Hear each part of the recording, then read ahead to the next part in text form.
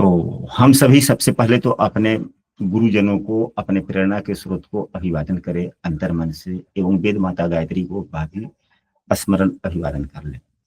आज की जो कक्षा है कि भावेशों के आधार पे किस भाव के स्वामी अपनी दशा में कैसे फल देते हैं, इस पर आधारित चर्चा होगी। इसके कई नियम हो सकते हैं, बन सकते हैं। यदि कोई कक्षा में नया और हमारे प्रतिदिन की कक्षा में शामिल होना चाहते हैं तो स्क्रीन पर दिख रहे नंबर पर व्हाट्सएप पर कक्षा में कंटिन्यू हो सकते हैं, या इस वीडियो के डिस्क्रिप्शन में भी हमने अपने व्हाट्सएप समूह का लिंक दे दिया है, वहां से भी शामिल हो सकते हैं। तो ग्रहों के दशाओं के लिए कई नियम हैं। सबसे पहला नियम हम लोगों को जो याद रखना चाहिए कि जब कोई भी नैसर्गिक शुभाग्रह, मतलब की कुंडली बना लेते हैं, मिथुन लग्न की कुंडली बनाते हैं, 3 4 5 6 7 8 9 10 11 12 1 2, कोई भी सामान्य सा सूत्र, कोई भी नैसर्गिक ग्रह जब केंद्र भाव का स्वामी हो जाता है, खासकर जब केंद्र भाव का स्वामी होकर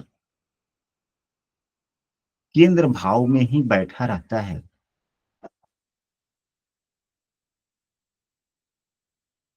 तो उसकी दशा अंतरदशा में शुभ फल की प्राप्ति नहीं होती है, नुकसानदायक हो जाता है। परिणाम देने में, अपना शुभ परिणाम देने में वह विफल हो जाता है। अब यहीं पे केंद्र भाव के स्वामी देव गुरु बृहस्पति बने। देव गुरु बृहस्पति अगर केंद्र भाव में ही बैठते हैं तो यह अपने गुणधर्मों के आधार पर यह फल देंगे ही नहीं। फल कैसा देंगे, तो वह नौमांस आधारित, यानी कि नौमांस में किस राशि में चले गए, कौन सा गुणधर्म इनका हो गया, या किस ग्रह से दृष्ट है। अब यदि अष्टमेश से दृष्ट हो गए, अष्टमेश यहाँ भाग्येश भी है, ठीक है, लेकिन अब यहीं पे मंगल देव हो गए, अकारक हो गए, तो यदि मंगल से दृष्ट हो गए तो देव गुरु बृहस्पति की दशा में अच्छे फल बिल्कुल नहीं मिलेंगे। बीमारी वगैरह होने की संभावनाएं काफी हो सकती है।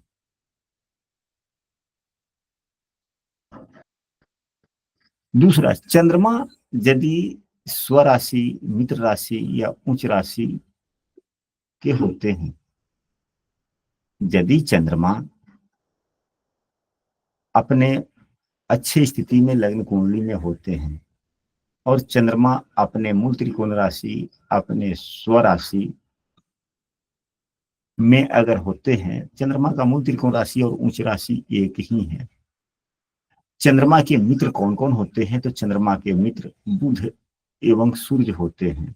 तो यहाँ पे चंद्रमा हो जाए, बुध की राशि में हो जाए, ये मित्र मानते हैं चंद्रमा को, परंतु चंद्रमा बुध को मित्र मानते हैं, लेकिन बुध तो इनको बिल्कुल शत्रु मानता है।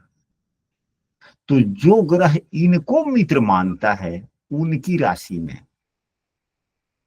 क्योंकि आनंद किसको देना है, सुख किसको देना है, जिस राशि में बैठेंगे उस राशि के स्वामी ने इनको अच्छा फल देंगे, अनुकूल स्थितियां देंगे तभी तो यह अच्छे फल देंगे ना। यहां पर सोचने वाली बात है कि यदि चंद्रमा बुध की राशि में होंगे तो क्या बुध इनको सपोर्ट करेगा, क्योंकि बुध इनको शत्रु मानता है। बुध एक ही ग्रह को शत्रु मानता है, सिर्फ चंद्रमा को। तो यदि चंद्रमा बुध देव की राशि में बैठेंगे तो क्या चंद्रमा की स्थिति अच्छी होगी या खराब? खराब हो जाएगी गुरु जी। खराब हो गया। लेकिन यह बुध कितना भी स्थिति खराब करेगा तो चंद्रमा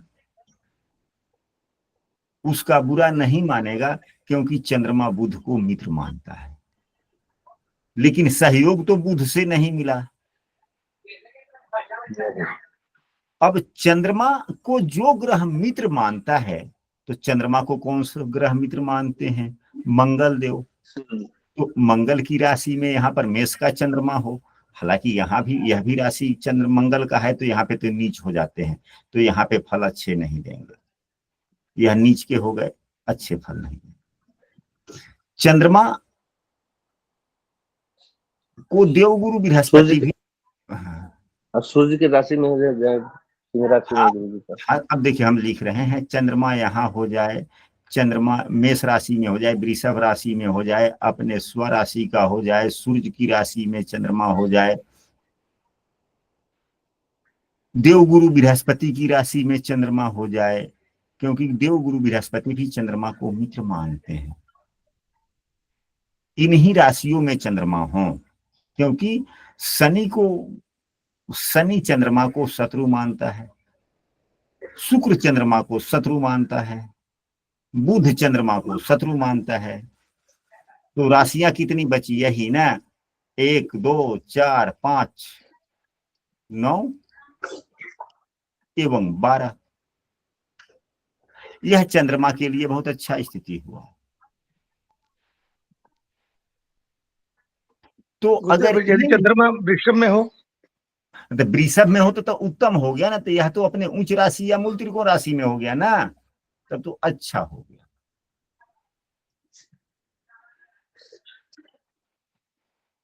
यदि चंद्रमा मेष राशि, वृषभ राशि, कर्क राशि, सिंह राशि, धनु राशि या मीन राशि में होता है, तो इनकी गुरु जी दशाएं, 12वें भाव में होने के कारण कोई, वह भाव आधारित अलग बात है, पहले राशि आधारित तो समझ लीजिए। तो यह शुभ फल देते हैं। एक चंद्रमा के लिए कुछ विशेष नियम है, हम सबों को समझना चाहिए। एवं दूसरा नियम चंद्रमा का यह है, चंद्रमा का यह नियम समझ लिए।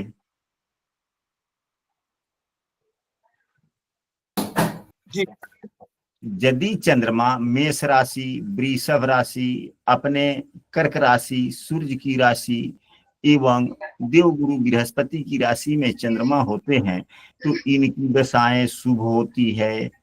एक नियम चंद्रमा के लिए। दूसरा नियम है कि ज्यादा फल तो अंतरदशा में मिलता है, इसलिए अंतरदशा के स्वामियों की दशा हम लोगों को समझना चाहिए। तो दूसरा नियम इनका यह है कि महादशा स्वामी कहाँ है। अब मान लिया जाए किसी भी एक ग्रह का आप लोग नाम बोले कि हम महादशा स्वामी किसको बना दिया जाए, किस ग्रह को महादशा स्वामी बनाया जाए समझने के लिए? बुध को। बुध को बना दिया गया। चलिए, बुध देव को किस भाव में बिठा दिया जाए? चतुर्थ में। बुध को चौथे में बता दिया गया। हो गया। चलिए, अब यहाँ पर अब यहाँ पर महादशा स्वामी बुधदेव हैं, और बुधदेव अपने उच्च राशि में भी हैं, केंद्र भाव में भी हैं। ठीक है, केंद्राधिपत्य दोष भी इनको नहीं है, तो इनकी महादशा ओवरऑल शुभ फल देने वाला हो गया। एक बात है तो यह समझ लेनी है। दूसरी बात, अब चंद्रमा को देखें कि अगर बुध की महादशा है और चंद्रमा की अंतरदशा है, तो बुध से चंद्रमा कहाँ है? तो बुध से चंद्रमा यदि त्रिकोण भाव में हो, तो त्रिकोण भाव किसे कहते हैं? एक लग्न को भी कहते हैं। तो चंद्रमा बुध के साथ में युक्त हो, या बुध से पंचम हो, या बुध से नवम हो, तो शुभ फल देता है।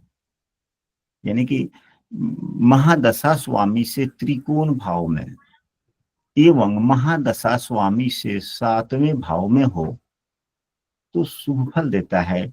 साथ ही चंद्रमा महादशा स्वामी से अगर उपचय भाव में हो तो दशाएं शुभ होती है।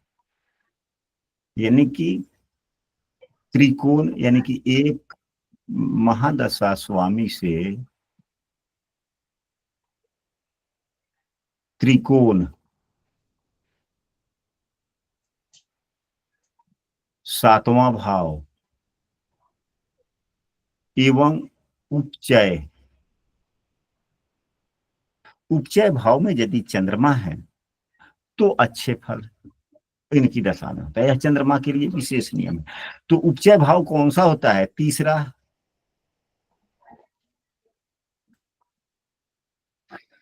छठा और 10वां नहीं होता। होता है गुरुजी। 10वां।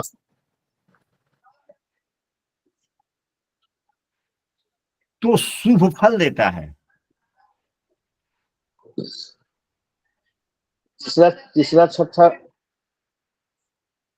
8वां, तीसरा, छठा, 11वां भी उपचय होता ना गुरुजी? तीसरा, छठा, 10वां, 11वां। 10वां, 11वां। हाँ, छठा, 10वां।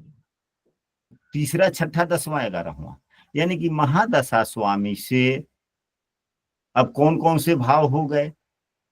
चंद्रमा यदि महादशा स्वामी से के साथ में हो तो तीसरे भाव में हो, तो पांचवें भाव में हो, तो छठे भाव में हो, तो सातवें भाव में हो, तो नौवें भाव में हो, तो 10वें भाव में या 11वें भाव में हो तो शुभ फल देता है।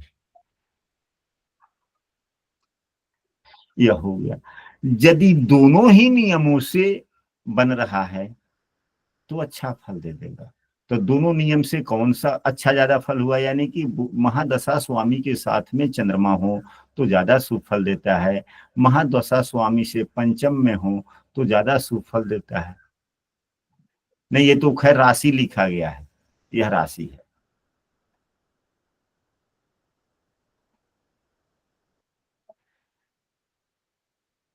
और यदि दोनों ही नियमों से अगर वही भाव बन जाए, अब यहीं तीसरे भाव में अच्छे फल देते हैं, तो चंद्रमा महादशा स्वामी से तीसरे भाव में यहाँ 8 नंबर की राशि है, तो क्या यह अच्छा फल मिलेगा? यहाँ पर नीच के हो गए, अच्छे फल गुरुजी, नहीं। हाँ जी, महादशा स्वामी से अंतरदशा स्वामी अगर जो उपचय उपचय भाव में होंगे तब अच्छा फल देगा, है ना? नहीं, यह सिर्फ चंद्रमा के लिए है। चंद्रमा के लिए। हाँ, सभी ग्रहों का एक अपना अपना अलग अलग गुण धर्म है।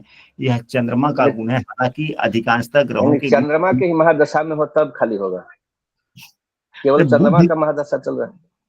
ओ, महादशा स्वामी यदि कोई दूसरा हो, अब कौन सा स्वामी महादशा स्वामी है इसको देखा जाए तो महादशा स्वामी बुध देव को मान लिया गया, तो बुध के साथ में चंद्रमा हो तो ज्यादा शुभ फल देगा, बुध से तीसरे हो तो शुभ फल देगा, बुध से छठे हो, भले बुध से पंचम भाव में हो, बुध से छठे भाव में हो, बुध से सातवें में हो, बुध से नौवें भाव हो, बुध से 10वें भाव हो, बुध से 11वें भाव में हो तो शुभ फल देगा। यानी कि महादशा स्वामी से इन भावों में हो तो अच्छा फल देगा। यदि इन भावों में इनकी अपनी या अपना शुभ राशि हो जाए, अपनी स्वराशि हो जाए, अपना मित्र राशि हो जाए, यानी कि यदि इन्हीं भावों में अगर मेष राशि, वृषभ राशि, कर्क राशि, सिंह राशि, धनु राशि या मीन राशि है तो ज्यादा शुभ कारक हो जाएगा। अगर यह राशियां नहीं हैं तो उतना ज्यादा शुभ कारक नहीं होगा, लेकिन बुरा फल भी नहीं देगा, बुरा फल न के बराबर।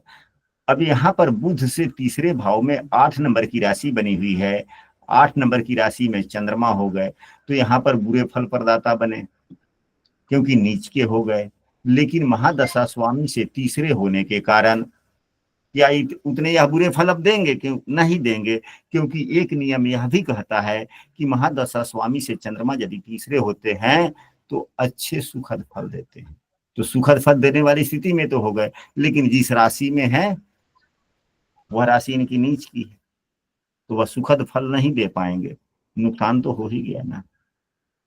लेकिन अब अशुभ फल नहीं देंगे, अब यही अशुभ फल प्रदाता हो गए प्रथम दृष्टिया, क्योंकि नीच के हो गए। लेकिन महादशा स्वामी से तीसरे होने के कारण इनके नीच दोष जो बने वह शुभता के कारण समाप्त हो गया। नीच दोष मतलब नीच वाली फल है। अब यहीं पे यह शत्रु राशि है, शनि इनको सपोर्ट ही नहीं करेगा। अब बुध की महादशा हो, शनि चंद्रमा की अंतरदशा हो आ जाए, और चंद्रमा यदि 8वें भाव 6ठे भाव में आ जाए, बुध से 6ठे भाव में चंद्रमा हो और शनि की राशि हो, लग्न यही हो, फिर क्या होगा? समस्याएं देगा। किस प्रकार का? तो जब तक यह चंद्रमा का अंतरदशा चलता रहेगा, व्यक्ति भविष्य के बारे में कोई परिकल्पना ही नहीं कर पाएगा। यदि परिकल्पना भी करता है, सोचता भी है, तो निर्णय ही नहीं ले पाएगा, नुकसान हो जाएगा, क्योंकि शनि सपोर्ट ही नहीं कर रहे हैं ना।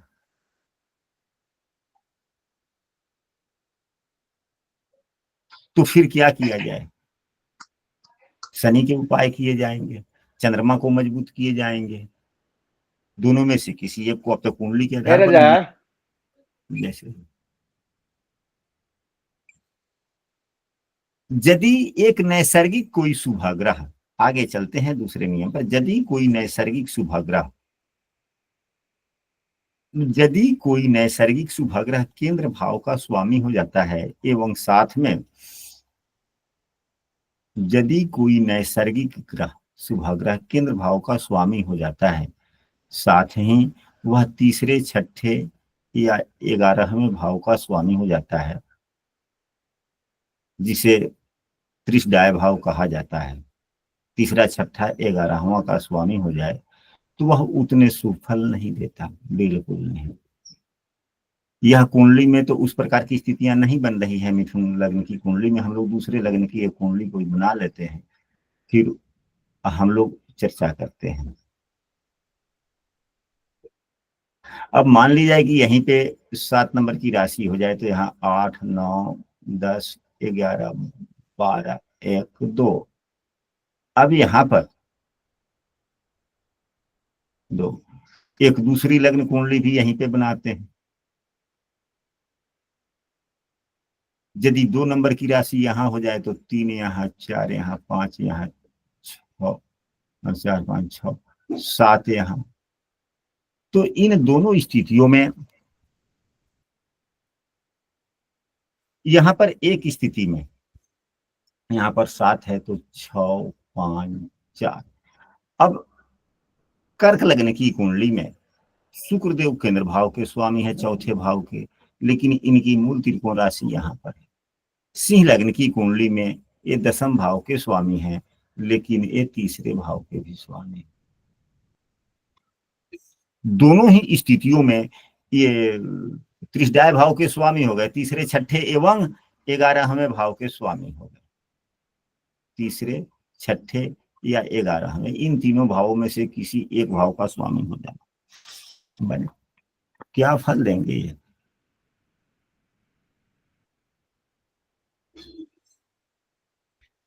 तो यह शुभ फल नहीं देते, यह शुभ फल नहीं देते हैं।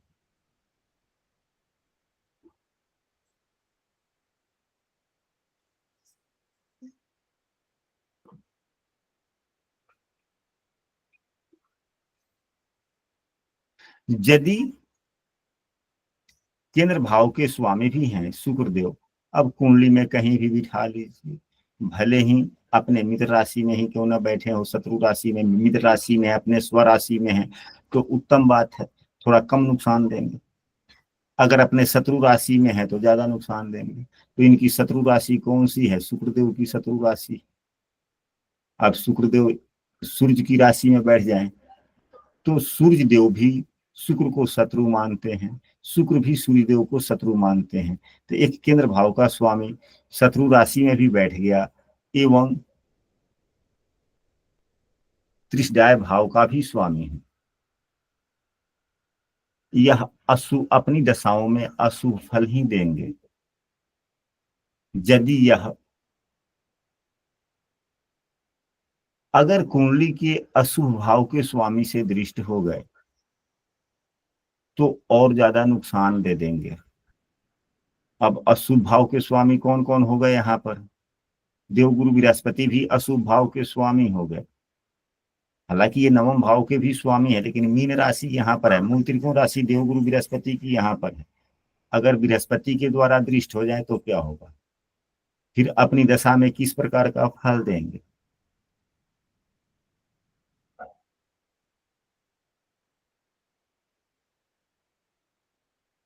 और साथ में यदि शनि से भी दृष्ट हो जाए तो क्या होगा? शुक्रदेव की दशा में किस प्रकार की फल मिलेगी?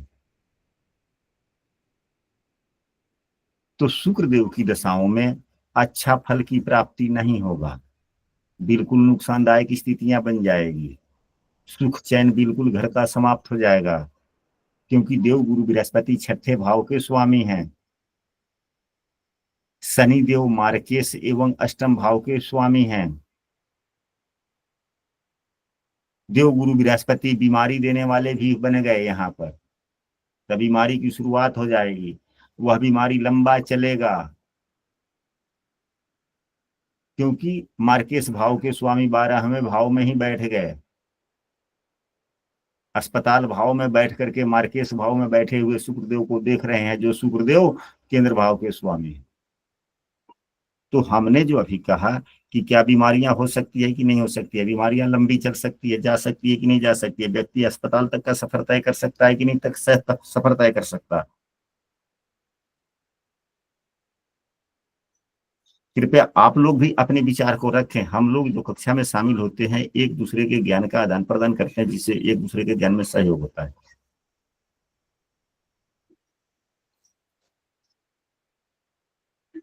यदि एक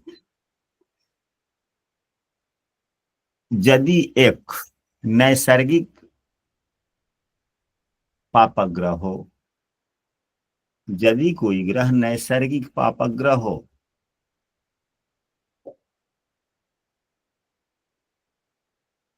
और त्रिकोण भाव का स्वामी है, और एक शुभग्रह त्रिकोण भाव का स्वामी हो। अब यहीं पे मंगल देव नैसर्गिक क्या है? नैसर्गिक पापग्रह हैं, और यहां पर देव गुरु बृहस्पति नैसर्गिक शुभाग्रह हैं। दोनों में किसकी दशाएं अच्छा फल देगी या देगा?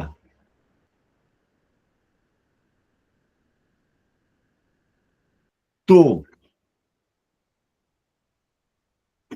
यहां पर यदि नैसर्गिक शुभाग्रह त्रिकोण भाव का स्वामी हो जाता है तो वह ज्यादा शुभ फल देता है। किससे ज्यादा? तो नैसर्गिक पापग्रह से ज्यादा शुभ फल नैसर्गिक शुभाग्रह जो त्रिकोण भाव का स्वामी होता है वह ज्यादा फल देता है। यहाँ पर अब यहाँ पर मंगल देव बने एवं देव गुरु बृहस्पति बने, दोनों त्रिकोण भाव के स्वामी हैं। किस ग्रह की अंतर्दशा ज्यादा सुखद होगी या दुखद होगी? किसकी दुखद होगी, किसकी सुखद होगी? नियम हमने आप सबको बतलाए या हमने अपने यादाश्त मंगल के महादशा, मंगल के यहाँ पर मंगल योग गुरु जी कारक है ना, मंगल का महादशा कर्क लग्न में मंगल योग कारक है ना, तो फिर मंगल की दिशा ज्यादा शुभ होगी। हाँ जी। अब यहाँ पर यह देखा जाए देव गुरु बृहस्पति बहुत अच्छे ज्यादा फल देंगे, यह नियम यहाँ पर यह हो गया। यहाँ पर दो नियम लग रहे हैं, हम सबों को दोनों नियम समझना चाहिए कि अभी हमने कहा कि यदि त्रिकोण भाव का स्वामी यानी कि लग्न पंचम नवम का स्वामी यदि शुभग्रह होता है तो यह ज्यादा शुभ फल देता है। किससे ज्यादा? यदि इन्हीं भावों का स्वामी यदि पापग्रह हो जाए तो पापग्रह भी शुभ फल देते हैं, लेकिन यदि शुभग्रह हो जाए तो बहुत अत्यधिक शुभ फल देता है, पापग्रह थोड़ा कम देता है। यह एक सामान्य नियम है। परंतु अब इस नियम में विशेष नियम भी लगता है। विशेष नियम यह है कि यदि यह शुभग्रह में शुभता कितनी है इसको भी जांचना चाहिए। तो यहाँ पर देखा जाए देव गुरु बृहस्पति का जो यहाँ पर जो राशि है वह मीन राशि है, वह अपनी इनकी मूल त्रिकोण राशि नहीं है। मूल त्रिकोण राशि कुंडली के छठे भाव में है, तो इनमें कुछ पाप फल वाली गुण आ गया, बुरा गुण भी आ गया। परंतु मंगल देव जो है यहाँ पर मूल त्रिकोण राशि केंद्र भाव में पड़ने के कारण इनके पाप गुण जो थे वह भूल गए, समाप्त हो गया, और दूसरा शुभ गुणों की वृद्धि हो गई। तो ये योग कारक हो गए, इसलिए मंगल अच्छे ज्यादा शुभ फल देगा। यहाँ पर नियम उल्टे हो गए कि नहीं हो गए? जी गुरुजी। नियम उल्टे हो गए, लेकिन नियम उल्टे भी हुए तो पुस्तकों के आधार पर ही हुए, भावेशों के आधार पर या मूल त्रिकोण राशि के गुण धर्म के आधार पर देवगुरु बृहस्पति के फल कम हो गए। हालांकि किसी भी विषय वस्तु पर जो कक्षा होती है, एक कक्षा में हम लोग सभी विषय वस्तु को समझ नहीं सकते, एक कक्षा में 1 2 4 सूत्रों पर ही समझ सकते हैं। आशा करते हैं कि जो भी विषय वस्तु हम लोगों ने समझा, समझ में आया होगा। हाँ, बोला जाए। अकारक ग्रह के अगर जो महादशा अंतरदशा में कुछ हानि प्राप्त होगी गुरुजी? हाँ, तो अकारक ग्रह की भी अंतरदशा कभी कभी सुखदायक होती है। वह प्रश्न के ऊपर में निर्भर होता है कि प्रश्न क्या है। एक ही ग्रह की दशा में व्यक्ति को कुछ हानि होती है, समस्याएं आती है, जीवन के अन्य क्षेत्रों में कुछ अच्छा समाचार देखने को मिलता है। अकारक ग्रह भी कुछ अच्छे फल देते हैं एवं बुरे फल भी देते हैं, और कारक ग्रह भी अच्छे फल देते हैं, बुरे फल देते हैं। वह प्रश्न पर निर्भर करता है कि प्रश्न कैसा है, किस भाव से संबंधित है। जी जी। हाँ जी, यह जो बतलाया गया है, जो पुस्तक में, पराशरी पुस्तक में हो, चाहे किसी भी पुस्तक में हो, या हमारे गुरुजन जो हम लोगों को सिखलाते हैं, वह लग्न को आधार मानकर सिखलाते हैं। और फलादेश जब हम लोग करते हैं तो जिस भाव का फलादेश करते हैं उस भाव को लग्न मानकर किया जाता है। तो भाव से किस भाव में कैसे है, इसको भी समन्वय मिलाकर कई चीजों को समन्वय मिलाया जाता है। एक फलादेश करने के लिए जितने ही हम लोगों को बेसिक गुण धर्म नियम जितने मालूम होते हैं, उतने अच्छे फलादेश होता है। और जितने हम लोग अब बेसिक नियमों को भूल जाते हैं, उतना ही फलादेश हम कमजोर हो जाता है।